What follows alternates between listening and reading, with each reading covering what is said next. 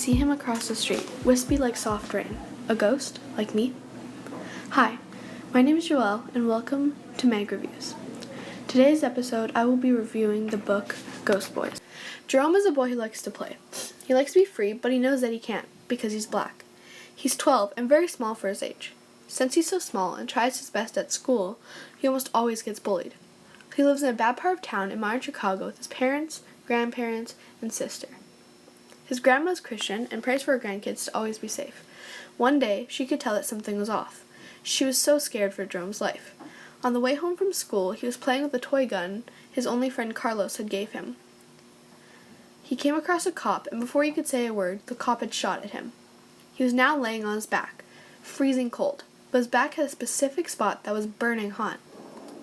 He was dead. Now he's a ghost boy and can't talk to any of his family. The only living person he can communicate with is a rich white girl named Sarah, who is the daughter of the cop who had shot him. She's the same age as Jerome and feels so bad for what her father had done to him. She's an only child who lives with her mom and her dad. Sarah is completely oblivious to what is happening outside her neighborhood. As the book goes on, Sarah learns the cruel truth of what is actually going on to black people around the world.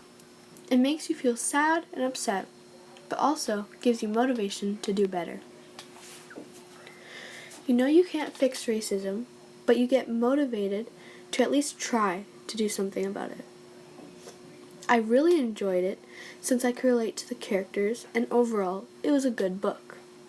The person I related to the most was Sarah, because we're the same age, we have very similar lifestyles.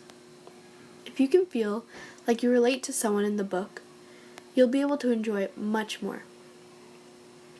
I think that the author was able to catch my attention very quickly since they started off with something very big, Jerome's death. Once the author had caught my attention, they were able to tell the story with me still pretty curious for what was going to happen next. I think the author should have at least incorporated a little bit more of a surprise by the end, because it was very predictable. Since they had something so big in the beginning, it, in a way, hid the fact that it got predictable by the end. The very ending wasn't much better. By the very end, nothing really happened. I feel like the author could have taken a little bit more time to review the end and try to make it more interesting.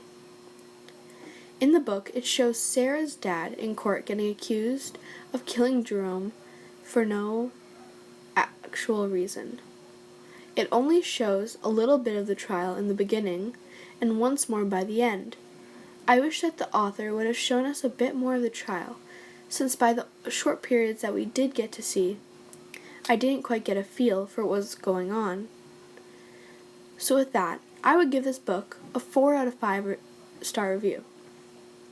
In my opinion, it was very well written and brought a great message, but I think that not everyone would like the book, since it starts to get quite boring by the end, and doesn't have a very good ending.